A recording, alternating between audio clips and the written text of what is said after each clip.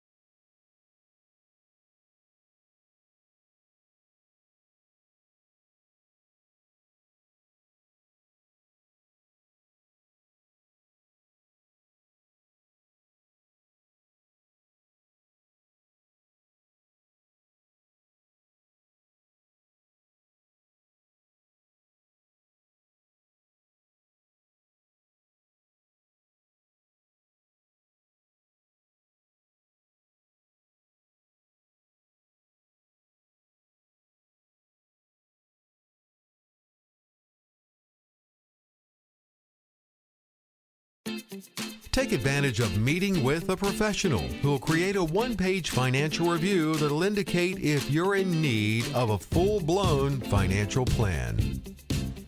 Take the mystery out of financial planning by mapping out where you are now. Discover how much you're actually paying in fees and commissions. See if by simply protecting your investment, you could experience dramatic growth potential. We'll also perform a tax analysis to reveal how you could possibly reduce your taxes. We'll even run a customized income plan utilizing proven strategies and techniques which can turbocharge your retirement income and take the worry out of living. And what do you get for interest? Nothing. Take advantage of meeting with a professional. I'm about ready to go. Take advantage of meeting again in late 26 and 20. Take advantage of meeting with a because while these issues won't be a top priority for the midterms, they will be for the 28 election. And I've got a new book coming out this fall that hopefully will be a basis to be able to get people much more informed and engaged.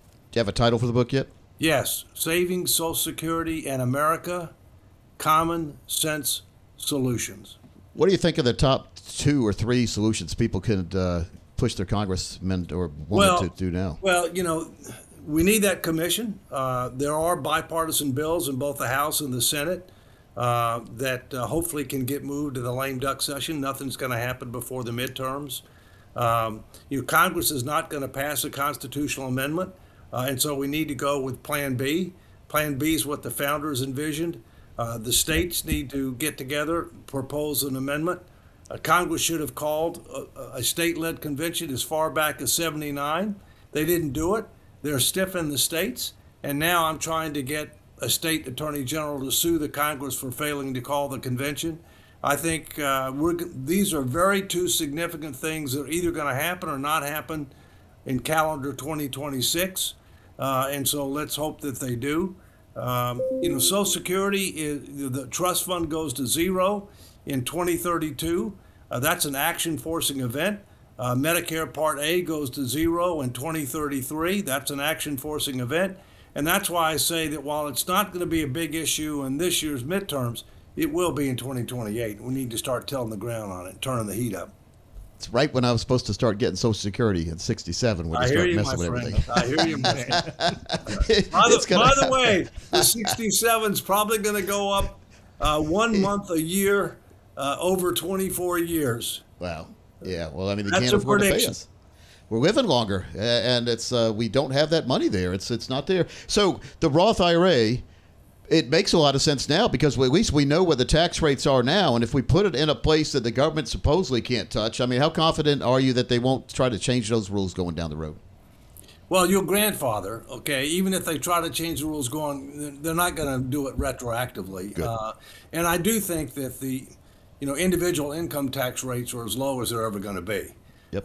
And while the problem to be able to put our finances in order are primarily a spending problem, we're going to have more revenues.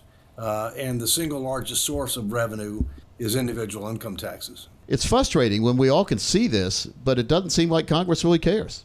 Well, the biggest deficit that we have, Pete, is a leadership deficit. We have too many laggards, not enough leaders, too many people living for today rather than help create a better tomorrow.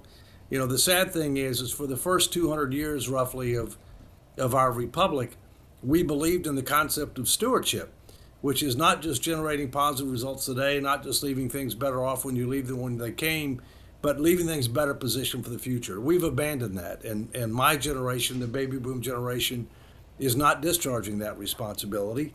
We're mortgaging the future, reducing investments in the future. That's not, that's not prudent or appropriate, and so that's why I'm in the fight. I'm trying to change that. Not for me. I'm okay. My kids will be okay.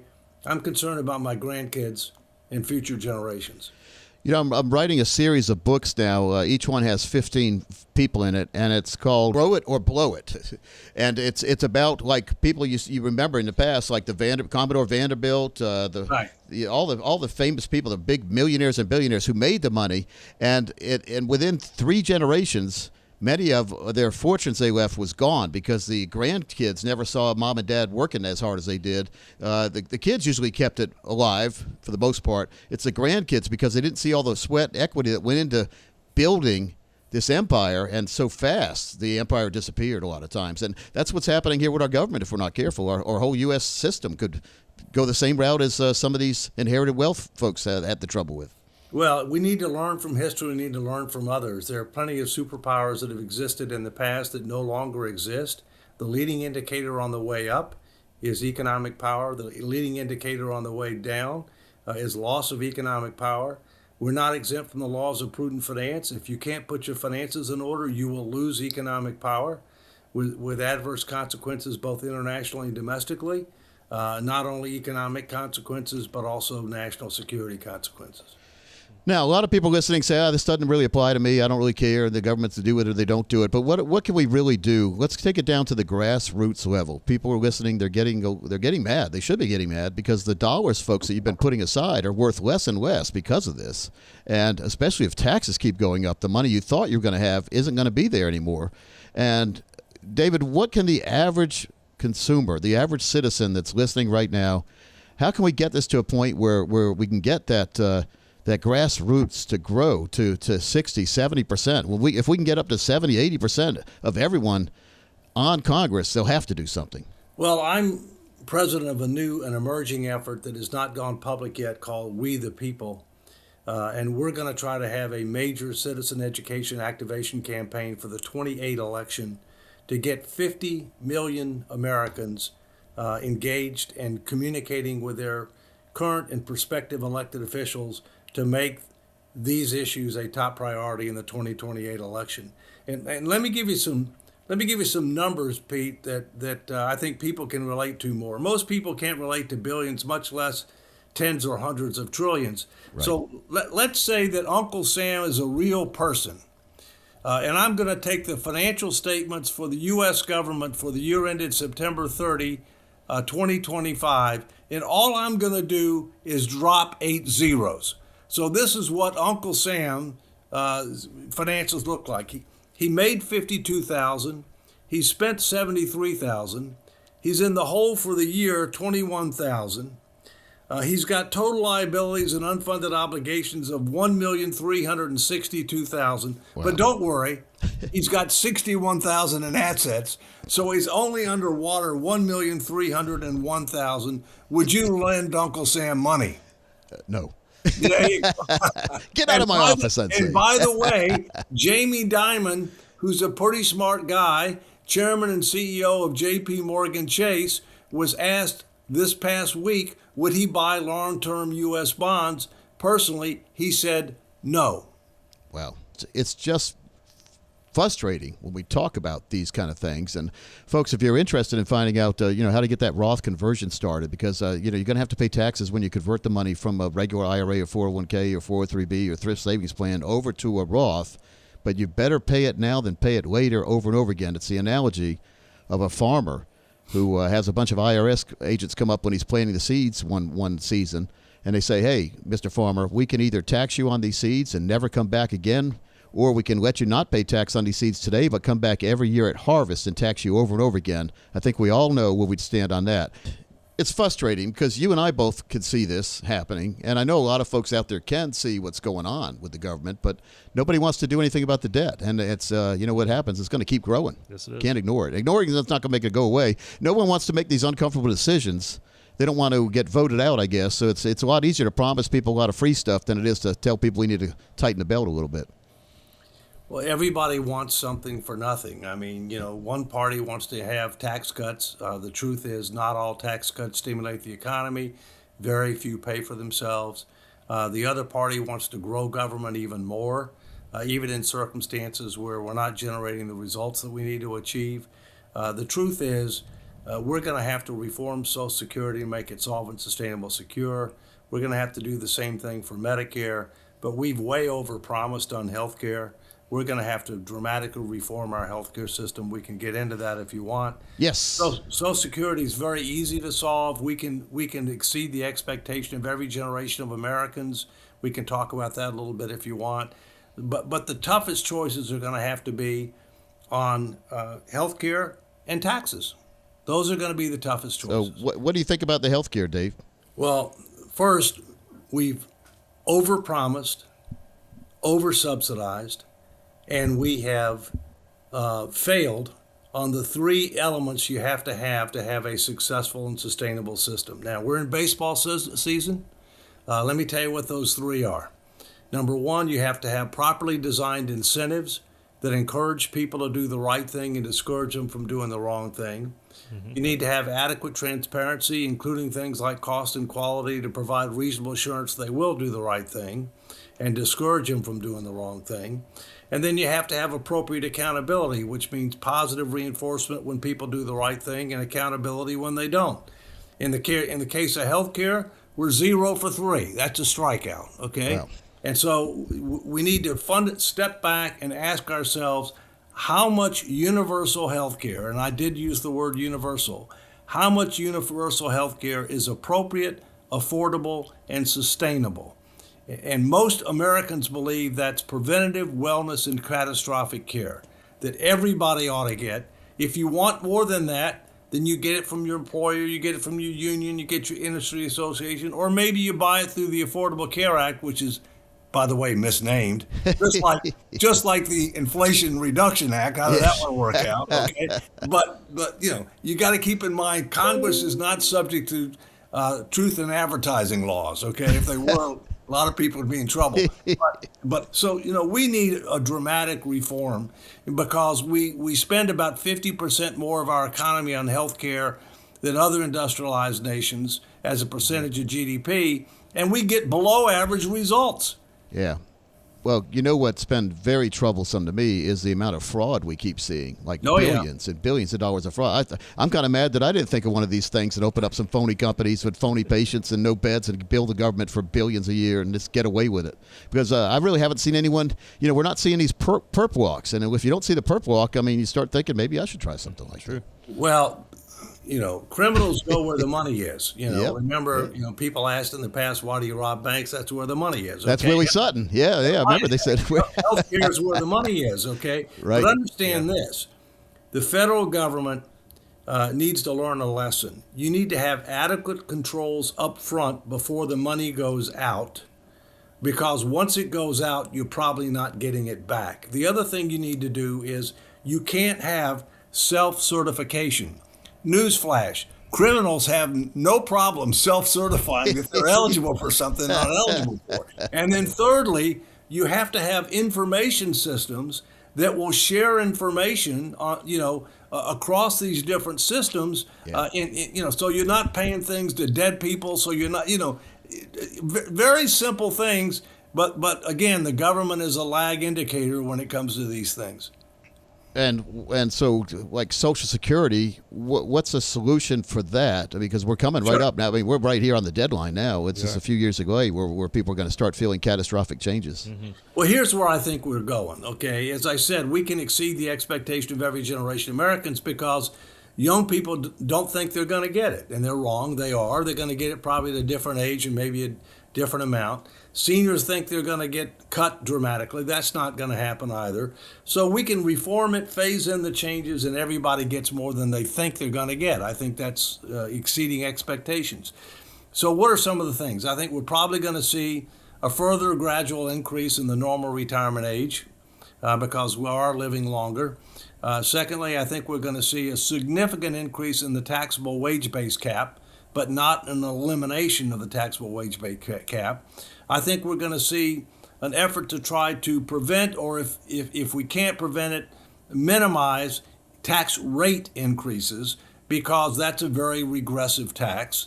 I think we're going to see adjustment in the benefit formula, so we end up keeping more people out of poverty, but we don't turn it into a means-tested welfare program, but upper middle and upper income individuals get somewhat less of a replacement rate than otherwise. I think we're going to see changes in the cost of living formula, if you will. And I think we're also going to see, for people that don't have an employer-sponsored retirement plan,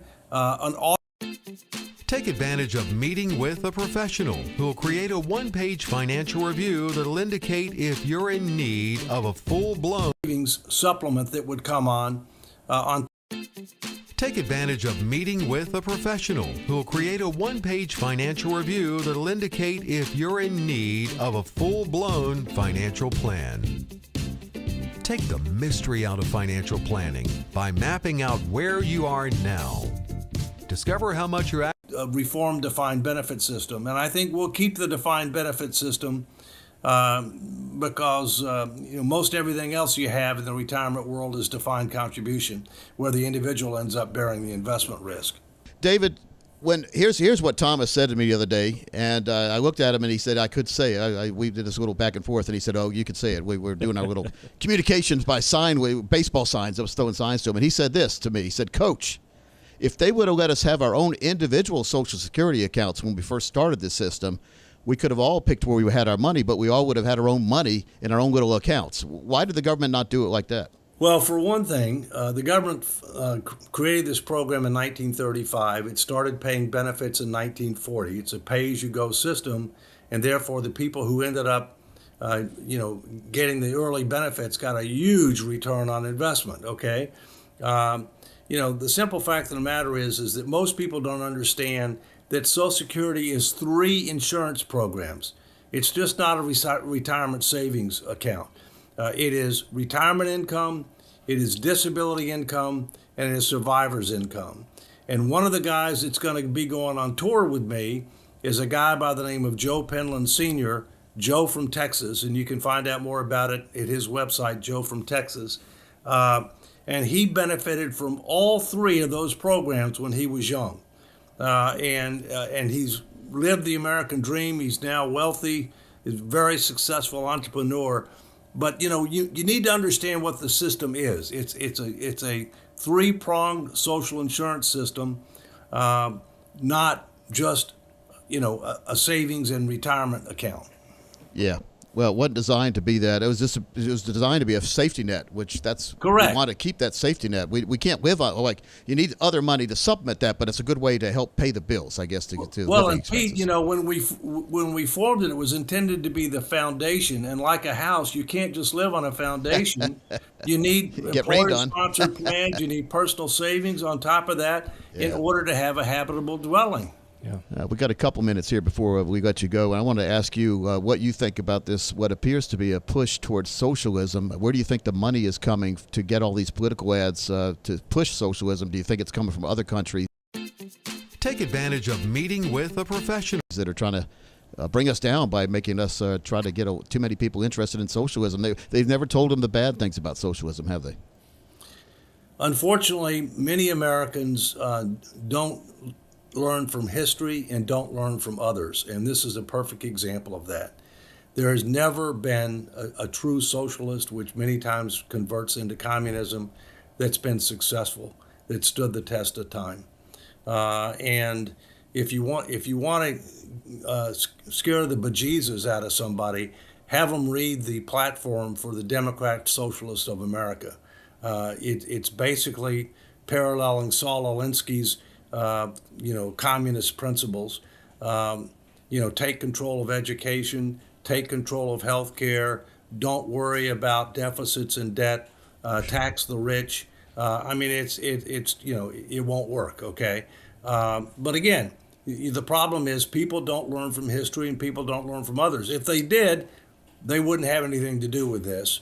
And I'm one of the national co-founders of a group called No Labels. And No Labels is trying to fight the wingnuts, including the Democratic Socialists of America, and provide support to the sensible center, which is mainstream America, no matter what your political affiliation is. I think the sensible center is about 80% of the people, and like you call them, the wingnuts are 10% on either side, right around there. Yeah, the sensible center is at least 60, least 60%, and last time I checked, that's a winning formula. It is. It's a majority. Unless they change those rules. That doesn't meet the filibuster